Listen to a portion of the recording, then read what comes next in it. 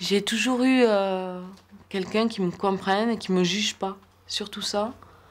Et c'est vrai que quand que je me sens vraiment pas bien, que j'ai du temps libre, je viens les voir, puis je discute un petit peu, puis je repars, j'ai un petit peu de pêche et heureusement qu'il y a quelqu'un qui peut nous encadrer ici, quoi. Il est 8 heures au lycée Charles de Gaulle de Muret, en Haute-Garonne. Françoise Cailloux, l'infirmière scolaire, vient d'être appelée pour une urgence. Une jeune fille a fait un malaise. Dans les couloirs, c'est l'affolement. Vous l'isolez un petit peu? Voilà. Vous vous isolez un petit peu? Voilà. Ça va? On va l'isoler. Voilà. Tu étais mal ce matin? Il y a eu des soucis ce week-end? Non, j'arrête pas d'en faire. De quoi? Des malaises comme ça? C'est crise de tétanie? Vas-y, respire tranquillement. Voilà. Bon, ça touche principalement les jeunes filles et l'adolescent. Voilà. Et ça passe en général. C'est rien, hein. C'est rien, tout va bien. On va l'emmener à l'infirmerie. Ouais, 2 copines l'accompagnent. Les problèmes de tétanie, ça arrive vraiment très souvent. Voilà, quelque chose de très classique, qui est en général très spectaculaire, qui affole tout le monde. Vous avez vu comment on m'a appelé, elle respire plus, on lui fait du bouche à bouche. Et puis, bon, en fait, c'est bien souvent pathologie connue, avec un petit traitement déjà en place. Et, non, mais le problème, bon, on est très isolés, donc pour arriver sur l'urgence, c'est pas simple, quoi. Voilà, on va l'emmener à l'infirmerie. Les petits malaises, les maux de tête ou de ventre, c'est le lot quotidien de Françoise, qui est infirmière à Muret depuis bientôt 4 ans. Bon, je vais revérifier ta tension et puis après on va appeler ta mère. Voilà, bon, c'est bon, la tension est parfaite, 12,8. Il y a cette bobologie-là, les accidents de sport, les crises de tétanie. Je dirais ça reste assez limité, les changements de pansement, les suivis quand ils ont été opérés, ou des choses comme ça. Mais en général, ça reste pour eux une façon de venir demander de l'aide, de venir entrer en contact avec un adulte par l'intermédiaire du corps.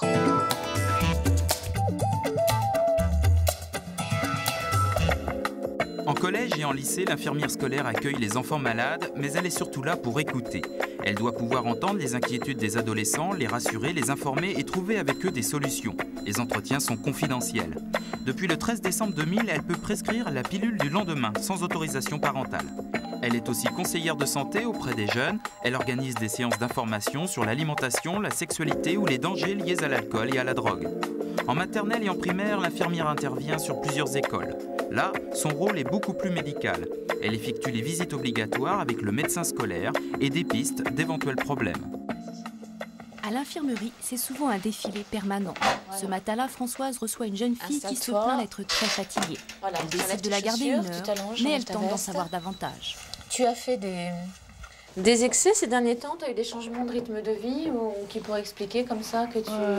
Elle pense aussi que c'est peut-être à cause du régime. Ah. Parce que depuis un moment, je suis à un régime avec le médecin. Oui. Un régime amaigrissant? Oui.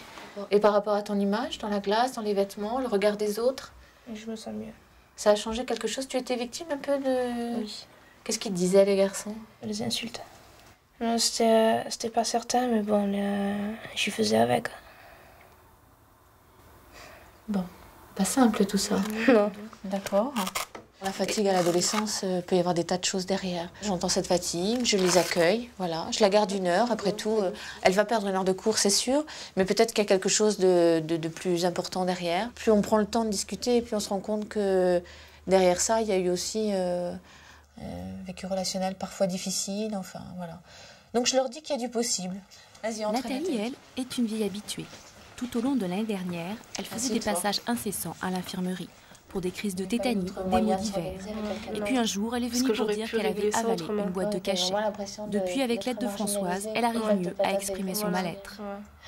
Et quand tu repenses après coup à ce qui s'est passé, à ces événements-là, quel regard tu portes là-dessus? Au départ, c'était flou, mais maintenant, je veux dire, j'arrive mieux à gérer tout ça, quoi. Et est-ce que ça a changé des choses à la maison? Oui. Je me sens mieux à la maison, j'arrive mieux à parler avec ma mère. Et voilà, c'est pas comme avant, mais je me sens vraiment mieux, quoi. Je suis mieux à l'intérieur de moi-même. C'est très difficile pour un adolescent d'aller dire qu'il va pas bien.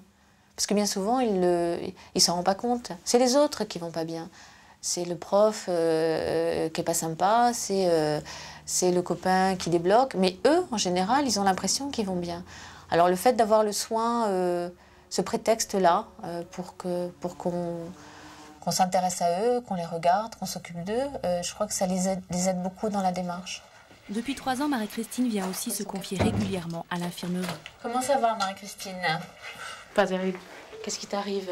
Oh, prise de tête à la maison, quoi. Avec qui? Toujours pareil, la mère. Tout le monde me dit, t'es bien, tu bouges, tu fais toujours tout ce qu'il faut. Mais bon, c'est à la maison, ouais, tu fais rien, tu vois rien. Mais bon, je me rattache à ce que disent les autres et... C'est ça qui est le plus important. Ouais, c'est le regard des autres et ça me fait plaisir, quoi, de voir qu'il y a des personnes qui tiennent à moi et qui me font avancer, que je les ai, quoi, finalement. Marie-Christine, elle a fait le travail toute seule, mais je dirais qu'elle est venue beaucoup se cogner sur nous. Elle nous a apporté au début un tableau tellement catastrophique. Elle est arrivée avec ses 2 paquets de cigarettes par jour. En tant qu'infirmière scolaire, on se dit, catastrophe, il faut... Bon, ben, elle fume, c'était pas ça la priorité. La priorité, c'était autre chose, c'était cette détresse. Elle savait pas qui elle était, elle avait aucune confiance en elle. On a vraiment réinstauré la confiance en soi. J'ai toujours eu quelqu'un qui me comprenne et qui me juge pas, surtout ça. Et c'est vrai que quand que je me sens vraiment pas bien, que j'ai du temps libre, je viens les voir, puis je discute un petit peu, puis je repars, j'ai un petit peu de pêche et heureusement qu'il y a quelqu'un qui peut nous encadrer ici, quoi. Sinon, on serait plutôt mal.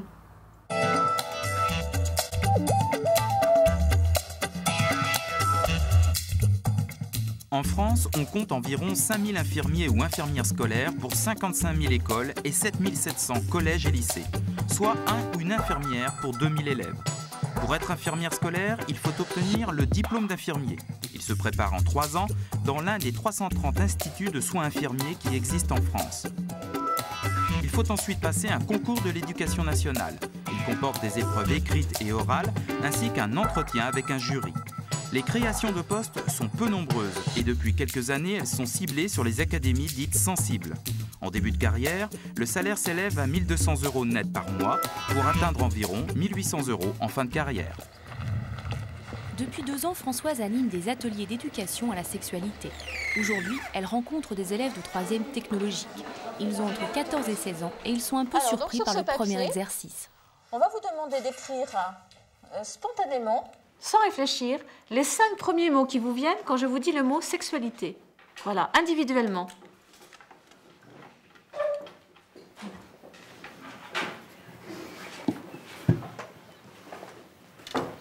Ça y est, on y va, les premiers. Allez. Le premier, on a mis amour. Amour. Nous, on a mis le sexe. Ce serait les maladies sexuellement transmissibles. MST, oui. La tendresse, ça l'a marqué. Le but de cet atelier, c'est surtout de les faire parler, de répondre à certaines questions, de calmer certaines angoisses. Dans la vie quotidienne. Pour cela, le point fort, c'est un jeu de rôle où un garçon doit convaincre une fille de faire l'amour avec lui, aidé par ses camarades. Est-ce que tu es vraiment amoureux de moi pour faire cet acte? Bah, oui, si je te demande, c'est que je suis prêt. Et je te demande. Faut-il faire des préliminaires? Dictionnaire. Que signifie le mot préliminaire? Des choses avant l'acte, comment t'expliquer? Tu dois savoir ce que c'est. Bah, ça. Non, je dis. Ouais. Pour se mettre en condition. La sexualité, c'est vraiment une question qui envahit les adolescents. Voilà, c'est vraiment à la fois physiologique et aussi psychologique. Ils sont à une étape de vie où c'est la question primordiale. Et bien souvent, on peut expliquer l'inhibition scolaire ou des tas de comportements. On peut faire des liens avec la sexualité. C'est vraiment pour ça que je me suis rendu compte que c'était absolument indispensable de se former et puis d'aller au-devant des problèmes pour établir le climat de confiance, pour passer des informations, pour les faire communiquer entre eux.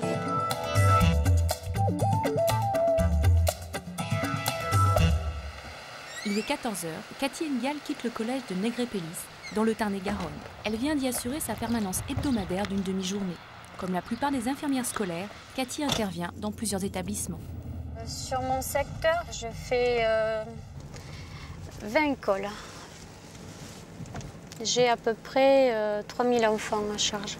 On a des jours fixes en collège et le reste du temps, nous allons dans les écoles primaires et maternelles de rattachement à ce collège.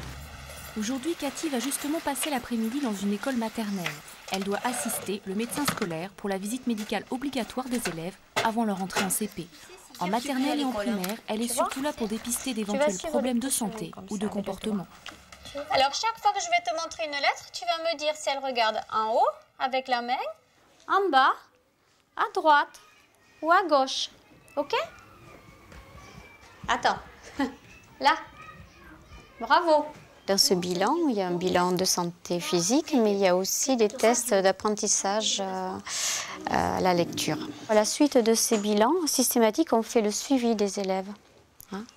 Voilà, on fait le suivi, c'est-à-dire on regarde si tout ce qu'on a détecté est suivi des faits et pris en charge par la famille.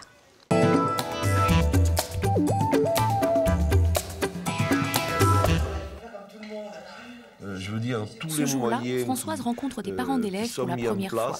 L'occasion pour eux de lui poser quelques questions. Si, mettons, moi, ma fille venait vous voir en vous disant, pour la pilule du lendemain, vous m'appelleriez pour me le dire ou pas? Ça, c'est interdit, ça. C'est interdit. Donc, en fait, alors ça, c'est le secret médical. Parce qu'en fait, ils sont mineurs, à la limite. Et voilà. vous n'intervenez pas et vous ne prévenez pas les parents? Non, voilà. Alors, par contre, moi, ce que je fais, nous, on va donner la pilule le lendemain. On va surtout profiter de l'occasion pour réfléchir à une contraception relais, à voir un peu ce qui s'est passé derrière ça, si c'est un manque d'information, s'il y a des difficultés relationnelles, enfin s'il y a eu violence, enfin il y a tout un tas de cas de figure.